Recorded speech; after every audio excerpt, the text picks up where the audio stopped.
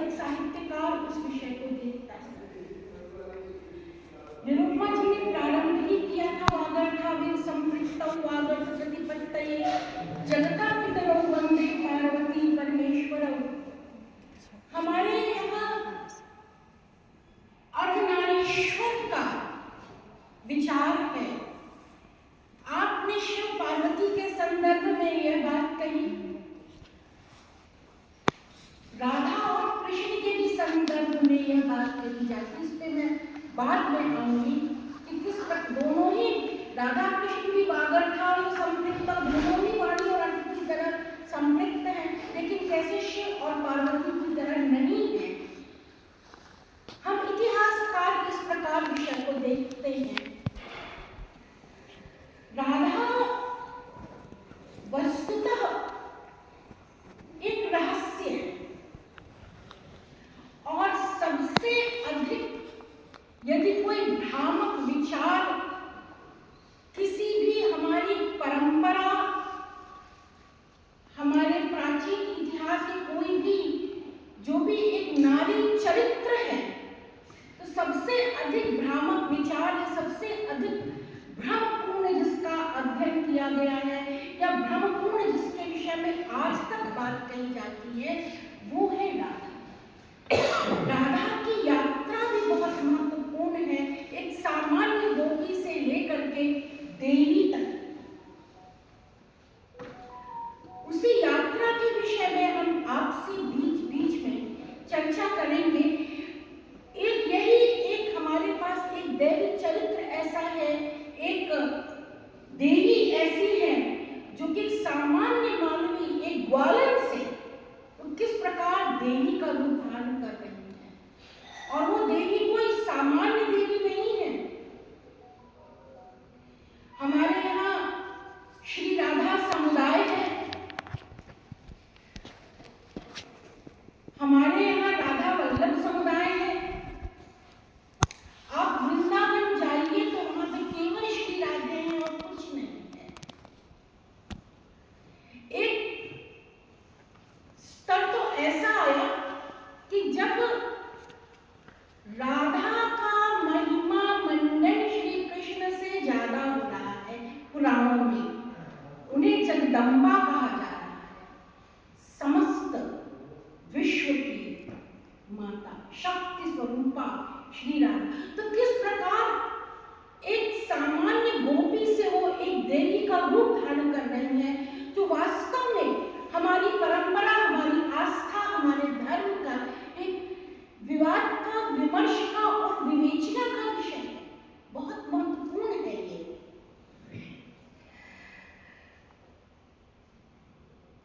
गीत गोविंदम के अतिरिक्त पुराणों में, जिन पुराणों का हम आश्रय लेंगे या वर्णन करेंगे, भागवत पुराण है, ब्रह्मांड पुराण, मत्स्य पुराण, वायु पुराण, नारद पुराण, पद्म पुराण और ब्रह्म वैवर्त पुराण। क्योंकि हम लोग इतिहासकार हैं, तो जब इतिहासकार की दृष्टि से देखते हैं तो सबसे पहला प्रश्न जो हमारे सामने आता है वह यह है कि राधा का उल्लेख सबसे पहले कहां पर हुआ, कैसे? ये बहुत बड़ी कमी है इतिहासकारों में। हम तिथि पर बहुत ध्यान देते हैं, फावड़े और कुदाल के साथ कार्य करते हैं।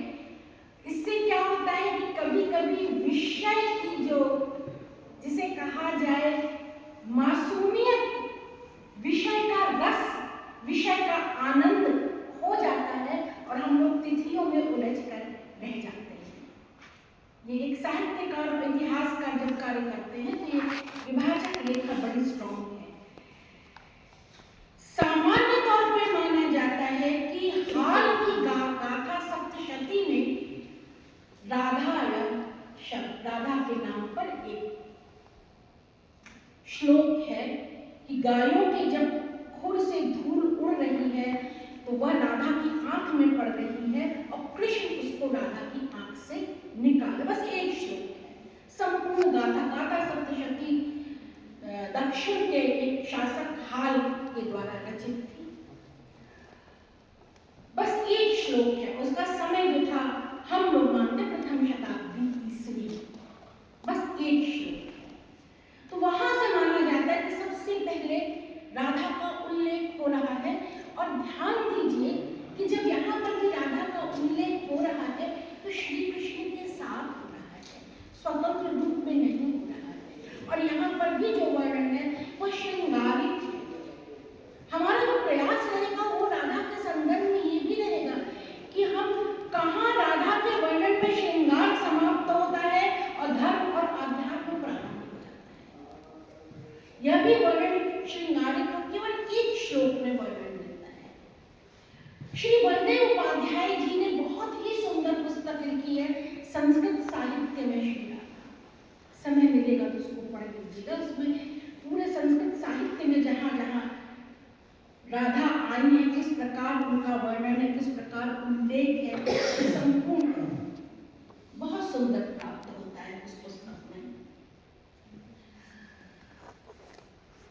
जहां तक संस्कृत वाङ्मय या संस्कृत साहित्य का प्रश्न है, वहां पर तो राधा का उल्लेख दशकुमार चरित, सरस्वती कंठाभरण बाल चरित, वीणी संहार, अनग लाघव और यश तिलक, इन ग्रंथों में राधा का उल्लेख आता है श्लोक। लेकिन एक या दो श्लोक में आता है और वो भी श्री कृष्ण के साथ। स्वतंत्र रूप से राधा का उल्लेख इन संस्कृत के ग्रंथों में नहीं प्राप्त होता है और ना ही जो है हमें 2-3 श्लोक से अधिक वर्णन प्राप्त होता है। जहां तक पुराणों का संबंध है,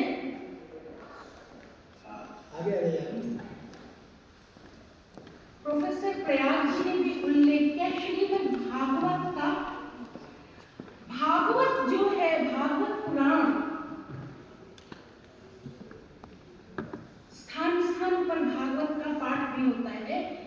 भक्ति की पराकाष्ठा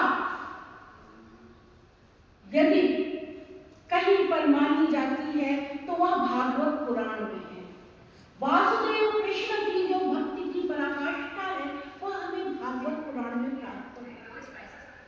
लेकिन कहीं भी वहां पर राधा नहीं है, भागवत पुराण में राधा नहीं है। यहाँ पर प्रश्न है कि भागवत पुराण में राधा क्यों नहीं हमें प्राप्त होते हैं? गोपियां हैं, रास है, और ये समझ लीजिए कि जो गोपियों का रास जिस प्रकार भागवत पुराण में हमें प्राप्त हो रहा है, रास मंडल में है, गोपियां हैं, भक्त है, सब है, राधा क्यों नहीं है वहां पर? और थोड़ा सा विषयांतर हो रहा है। भागवत पुराण में जिस प्रकार गोपियों का हाथ पकड़ के गोपियां जो है रास कर रही है और हर गोपी जो है अपने पास वाली गोपी को सुने मैंने कृष्ण का हाथ पकड़ा है, ठीक ऐसा ही वर्णन अवध के नवाब वाजिद अली शाह ने अपने राधा कन्हैया रहस्य में किया है। उन्होंने पूरा लिखा, बहुत सुंदर लिखा है। उन्होंने थोड़ा सा हम अलग हटके, उसमें यही वर्णन है राधा, उसका तो पूरा नाटक करवाते थे वाजिद अली शाह। अपने लखनऊ को राधा कहते, मैं कृष्ण हूँ, लखनऊ मेरी राधा। इतना अधिक महत्व था जब उस काल तक जाकर के कृष्ण के साथ राधा का। लेकिन यहाँ पर तो हम राधा, श्री राधा को अलग से बताएंगे। तो जब भक्ति की पराकाष्ठा है, रास है सबसे बढ़ के, और वहां पर राधा अनुपस्थित है, प्रश्न यह है कि भागवत पुराण में राधा क्यों नहीं?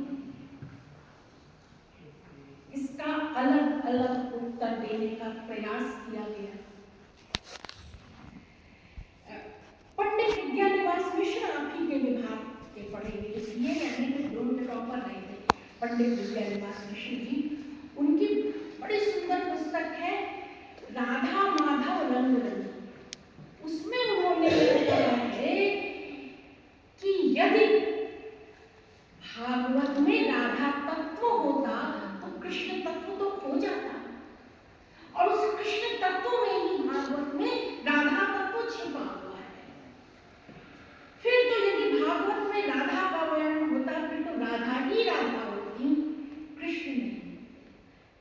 विद्यानिवास मिश्र जी ने इस प्रकार इसका वर्णन।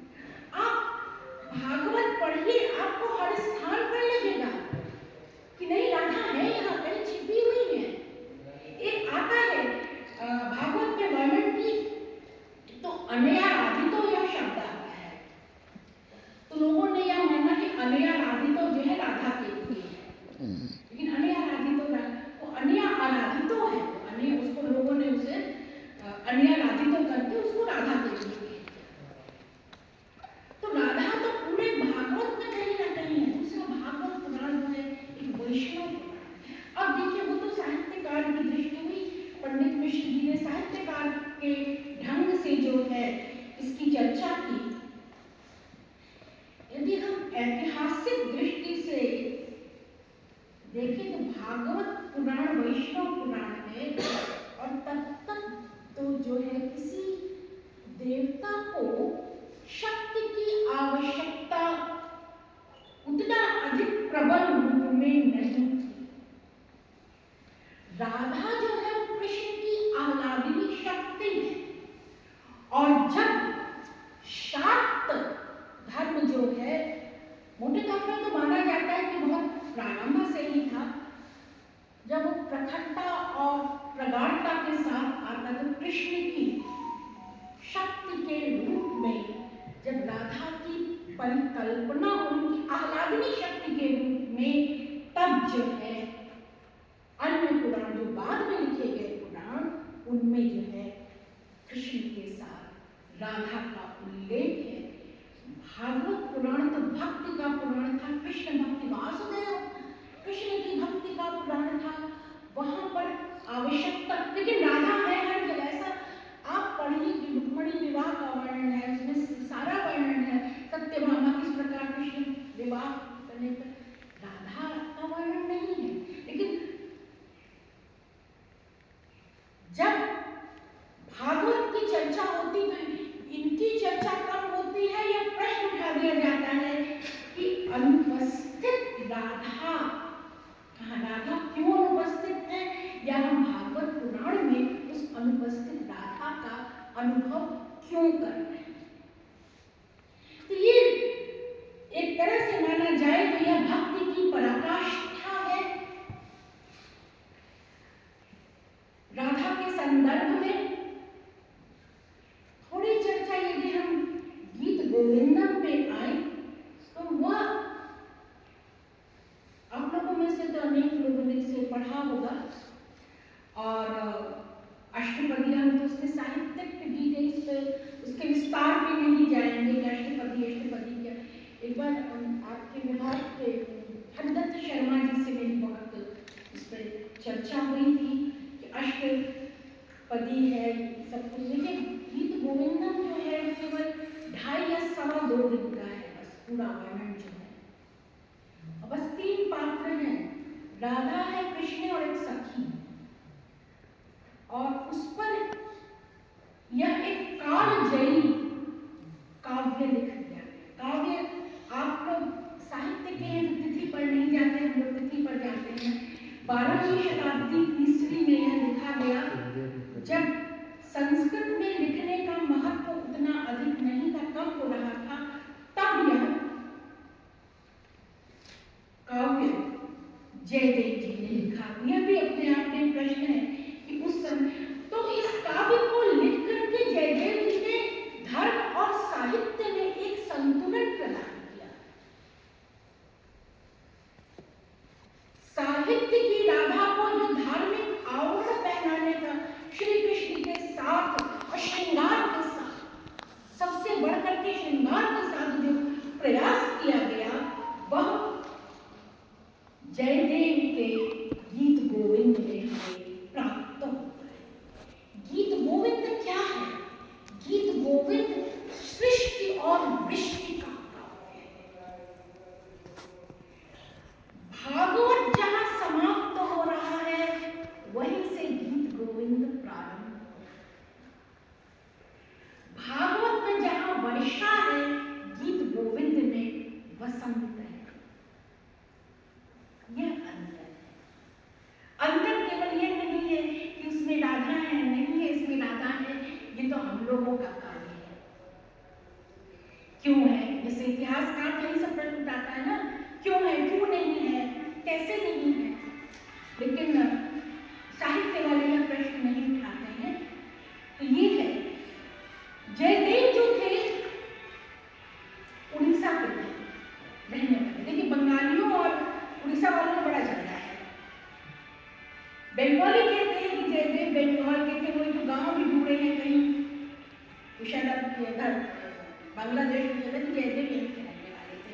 उड़ीसा वाले कहते हैं कि नहीं, जयदेव उड़िया, वो उड़ीसा वाले सकते हैं, जयदेव उड़ीसा के निवासी। जैसे रसगुल्ले को लेकर के बड़ा विवाद हुआ था बंगाल और उड़ीसा में। ओरिजिनली रसगुल्ला मौलूम रूप से कहा था, तो जयदेव को लेकर के यहाँ तक कि किसी फारसी हाजरा या किसी ने ये कहा कि मौलिक रूप से जो है, क्योंकि उस समय संस्कृत में काव्य लिखने की परंपरा शनैः शनैः धूमिल हो रही थी, तो जयदेव ने ओरिजिनली तो मौलिक रूप से उसको बंगाली में लिखा, संस्कृत में इसका अनुवाद हुआ गलत कथन है। आप पढ़िए कहीं से यह अनुवाद नहीं, अनुवाद में तो वो सौंदर्य वो रस वो आ ही नहीं सकता है जो आप गीत गोविंद में प्राप्त होगा। तो गीत गोविंद ये बंगाली में नहीं ओरिजिनली लिखा गया। गीत गोविंद उड़ीसा के थे, उनकी पत्नी जो कहा जाता पद्मावती वो नर्तकी थी। अंतिम उसमें जब आ रहे हैं जयदेव लिखने में, तो वो श्रृंगार की पराकाष्ठा है वह श्लोक। जयदेव खुद घबरा रहे हैं, कैसे हम लिख रहे हैं श्रृंगार काव्य लेकिन मान रहे हैं उनको ईश्वर, तो कह रहे हैं कि कृष्ण और राधा के प्रति इस श्रृंगार का चरमोत्कर्ष की पराकाष्ठा हम कैसे लिखें। वो अपना लेखन ही रख करके चले जा रहे, कह रहे मैं नहाने जा रहा हूँ, नहा करके आऊंगा तब मैं भोजन करूंगा। जयदेव आ रहे हैं, वह श्लोक पूरा कर रहे हैं, भोजन कर रहे हैं, जा रहे हैं, फिर उनकी पत्नी देख रही है, फिर जयदेव आ रहे हैं नहा के, बोले वो श्लोक पूरा कर नहीं हो पा रहा, भोजन ही कर ले रहे हैं, फिर आप तो अभी श्लोक पूरा करके भोजन कर लिए।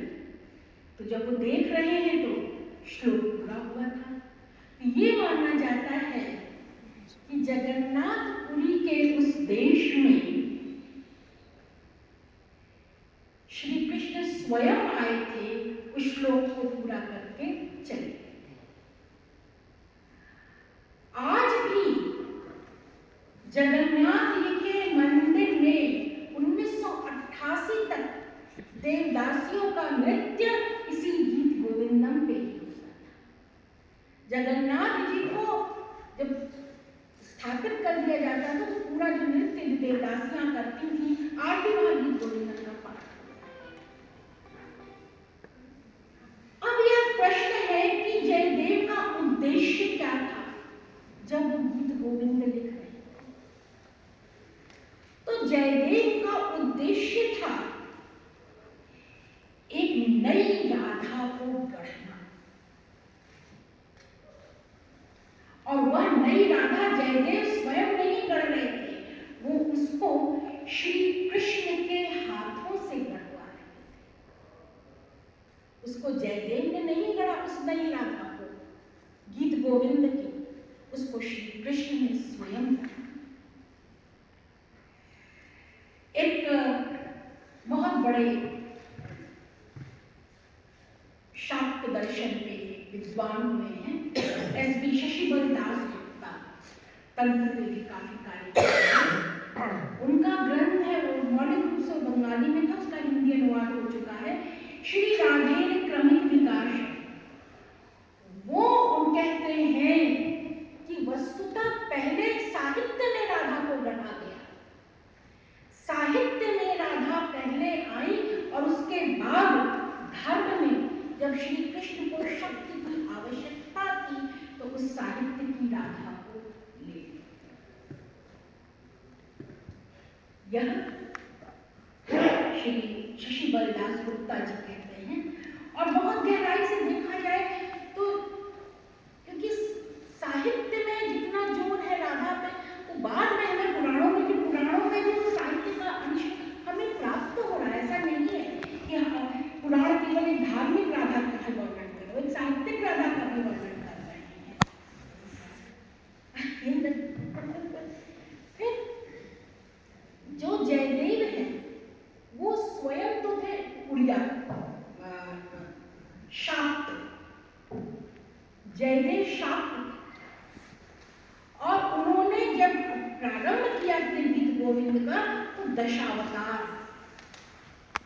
जो आह्वान किया हम प्रारंभ में दशावतार की वंदना से, केशव धृत रूप जय जगदीश हरे, पूरा दिन तो 10 अवतार हैं। तो यहाँ वैष्णव आप देख रहे हैं, एक शाक्त कवि जब वर्णन कर रहा है, जब अपने काव्य का प्रारंभ कर रहा है, तो उसको वो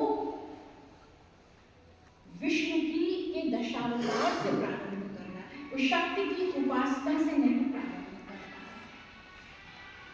मेरा मोबाइल हम आओ, लेकिन बच्चा हमने बाद में लेंगे, छोड़ दीजिए इसको, बदल नहीं दीजिए। और ये कहा जाता है कि अपने जीवन के अंतिम चरण में जो है जयदेव राधा माधव का विग्रह लेकर के उड़ीसा से वृंदावन आए थे। तो जिस वृंदावन का वर्णन हमें गीत गोविंद में मिलता है, वह या तो गीत गोविंद में था या फिर जयदेव की कल्पना में था। क्या वास्तव में वो वृंदावन उस समय वैसा था जिसे जयदेव ने बिना वृंदावन गए हुए राधा और कृष्ण की लीला के संदर्भ में देखा? क्योंकि संपूर्ण गीत गोविंद में एक स्थान पर बस उसको वृंदावन कहा गया है, अन्यथा जो है पूरा प्रकृति का ही उसमें वर्णन हमें प्राप्त होता है। अब हम चर्चा कर रहे किस प्रकार साहित्य और धर्म का संतुलन प्राप्त हो रहा है, किस प्रकार हम देख रहे हैं कि साहित्य और धर्म में किस प्रकार और किसको प्रभावित कर रहा है। गीत गोविंद का जो पहला श्लोक है वो वर्षा से है।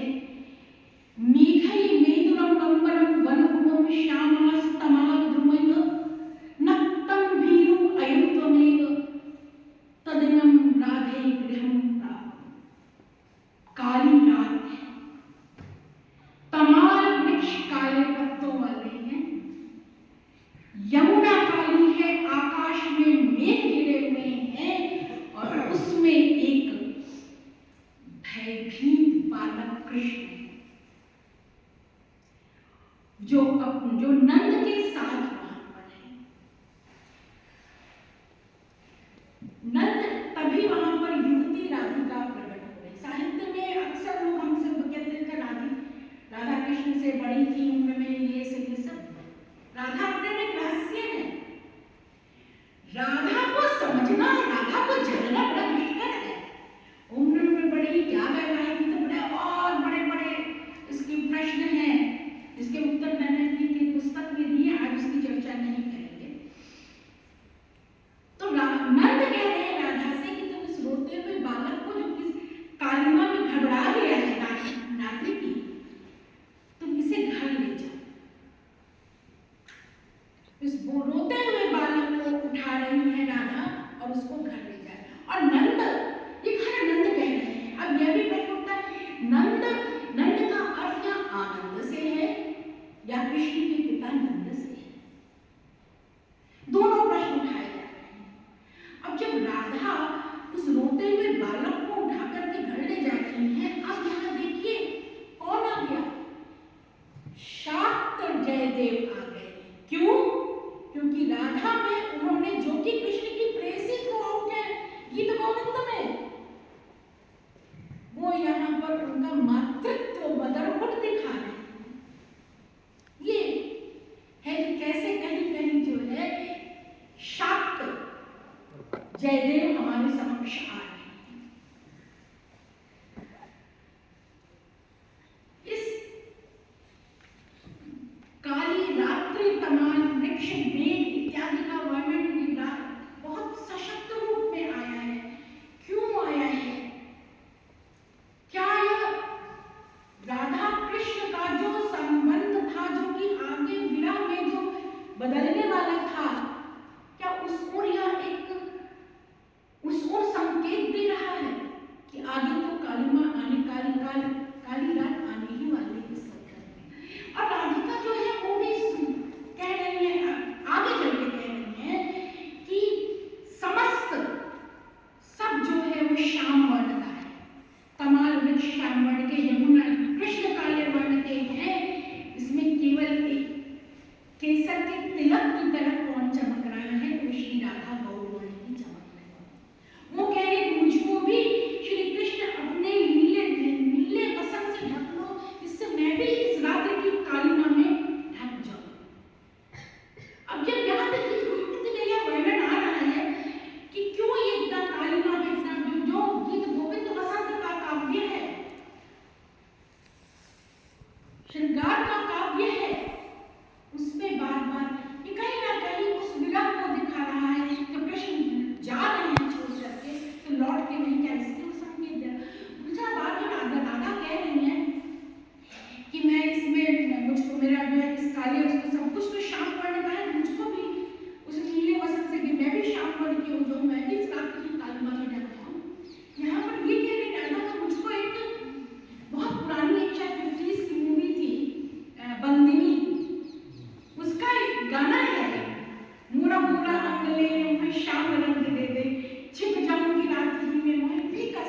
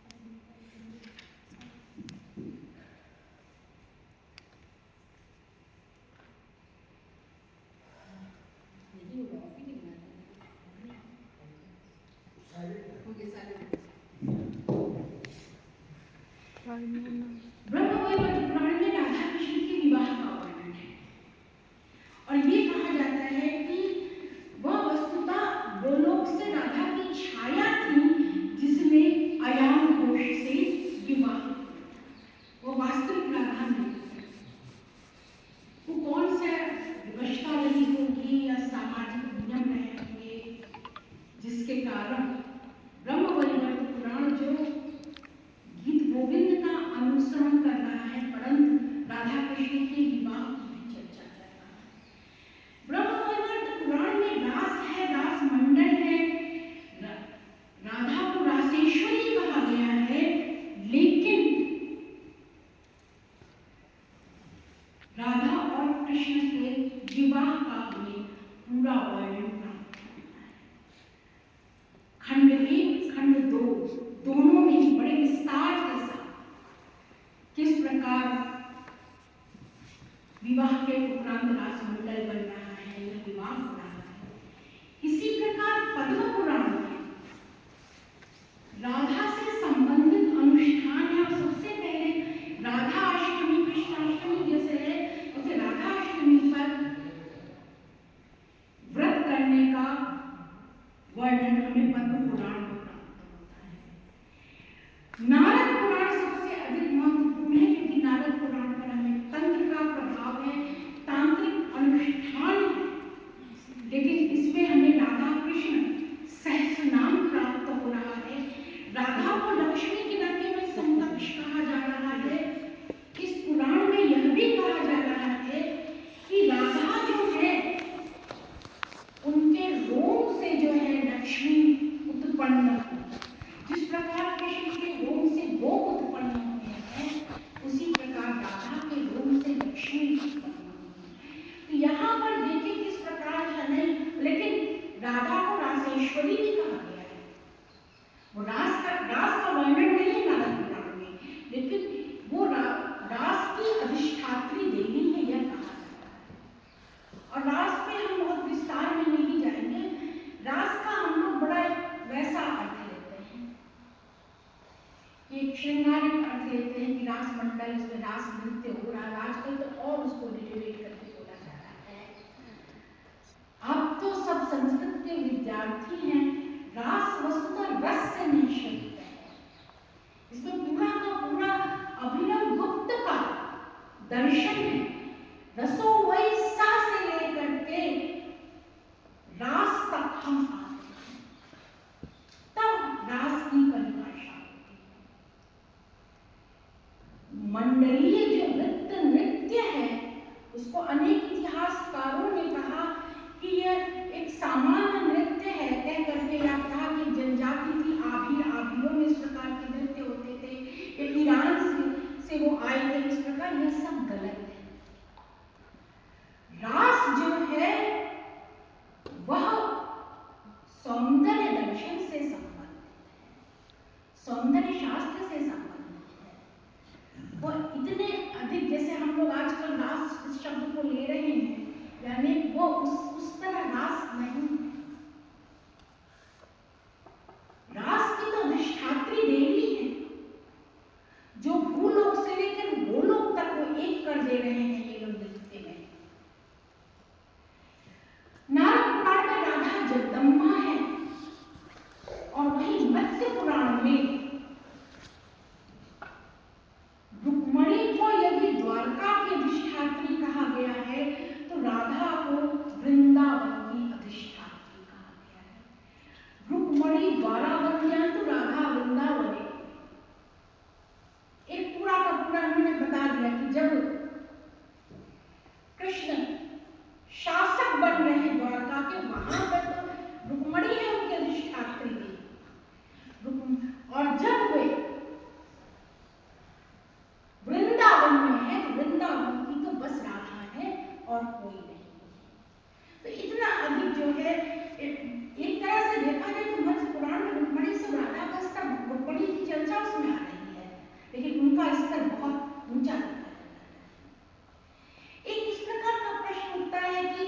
यदि हम गीत गोविंद का फिर इतिहासकार आ गया आपके मध्य में, यदि गीत गोविंद को 12वीं शताब्दी ईस्वी का माने समस्त पुराणों की रचना 5वीं शताब्दी ईस्वी से लेकर 10वीं 11वीं शताब्दी ईस्वी 15वीं शताब्दी ईस्वी तक हुई है,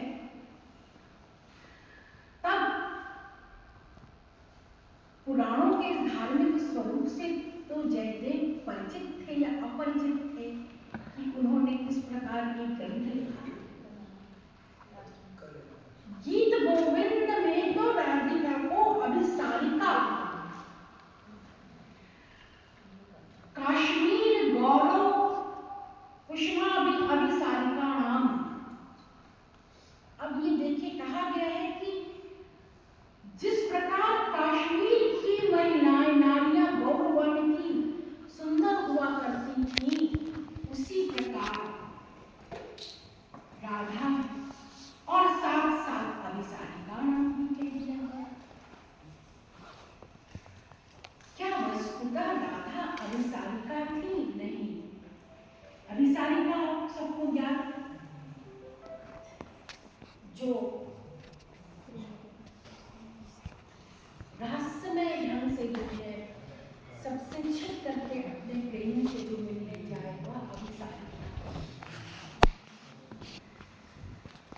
राधा अभिसारिका नहीं थी। राधा ने तो हंसो मत, बहुत सीरियस बात कही है। हमारी संस्कृति में, हमारी परंपरा में तो प्रश्न उठाए जाते हैं, किसको आपने देवी बना दिया। राधा तो अपने समक्ष कृष्ण को भी कुछ नहीं समझती है, वह कैसे अभिसारिका हो सकती है। गीत गोविंद में वो कह रही है, या ही माधव या ही केशव, हे माधव तुम जाओ, हे केशव तुम जाओ। तो जो श्री कृष्ण जिन्होंने श्रीमद् भगवत गीता जैसा जिन्होंने हमें दर्शन दिया, सबसे उच्च कोटि का, उसको राधा जो है कह रही तुम जाओ यहां से, रात्रि भर कहां थे तुम, मैं तुम्हारी गर्दन तो अपने पांव के आलते से ही नहीं करती हूँ, उस रक्त वर्ण जो हमारे पांव पे लगा हुआ है उस पर भी नहीं करती हूँ। तो ये स्तर है, वो अभिसारिका तो हो ही नहीं सकती है, जो इतने बड़े दार्शनिक को जो इस प्रकार कहते हैं। तो इस प्रकार राधिका को अभिसारिका कहना वस्तुतः गलत है। जैसा पुराणों ने स्थापित किया कि वह देवी है, यहां पर यह भी स्पष्ट कर देना चाहिए कि 15वीं शताब्दी में बंगाल से एक गौड़ीय वैष्णव चला था, जिसने कि बंगाल जो कि शक्ति उपासना का केंद्र है, उसने वहां वैष्णव धर्म को स्थापित किया। चैतन्य महाप्रभु जो वहां से चल रहे हैं बंगाल से और वृंदावन तक आते हैं, केवल राधा में, बहुत बड़ी चीज है। और चैतन्य महाप्रभु के संकीर्तन में कहीं भी हम पुराणों का प्रभाव नहीं देख रहे हैं। चैतन्य महाप्रभु के ऊपर पूरी तरह गीत गोविंद का प्रभाव। बाद में जो गोस्वामी, जो उनकी परंपरा थी, वो वृंदावन गोस्वामी अभी भी है, बहुत बड़े विद्वान है, श्रीवत्स गोस्वामी वहीं पर है। गोस्वामियों की जो परंपरा थी, गीत गोविंद का प्रभाव है।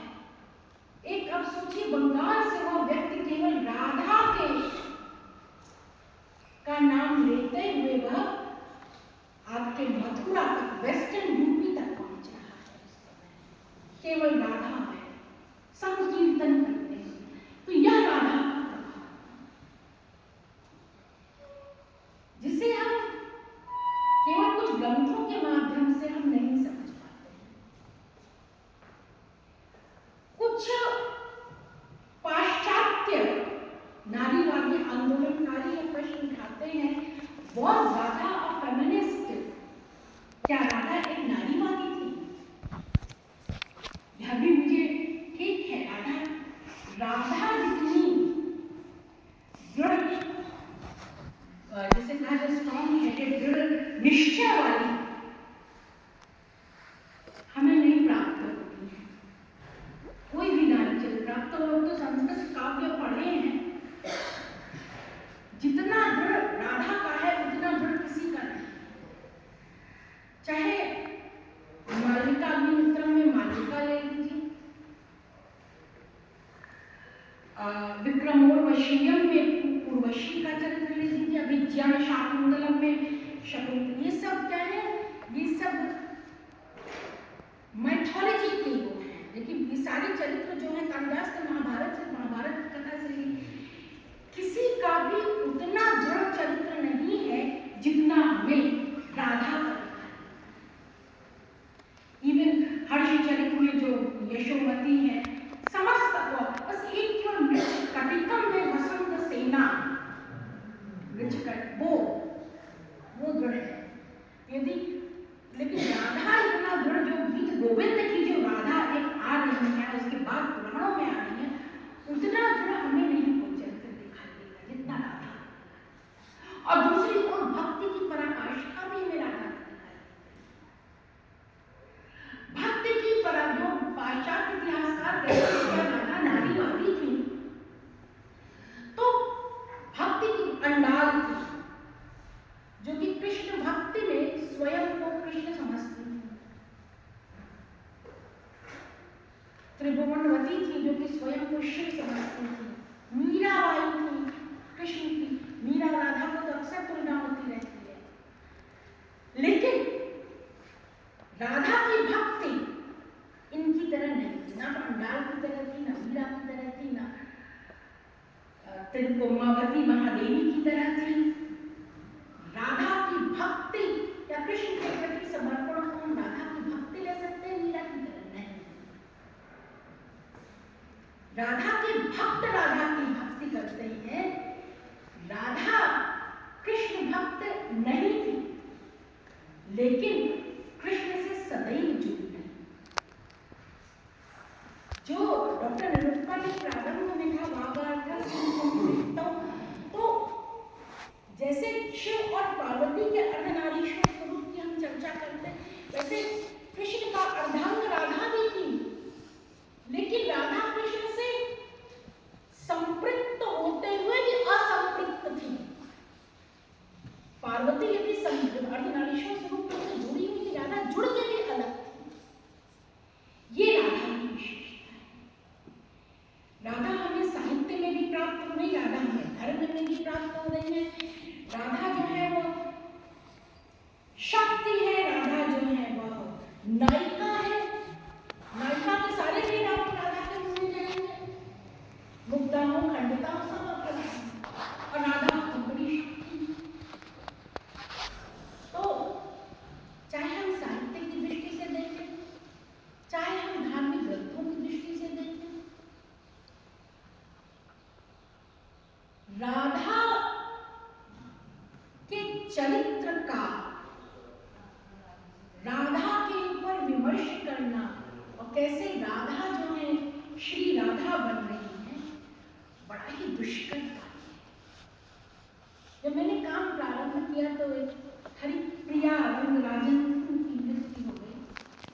उन्होंने बड़ी अच्छी बात कही, उन्होंने कहा you want to work Radha, you have to become Radha. यदि तुम राधा में कार्य करना चाहती हो तो राधा बनना पड़ेगा। क्या? राधा के चरित्र को अपने अंदर समाहित करके उसको समझना होगा,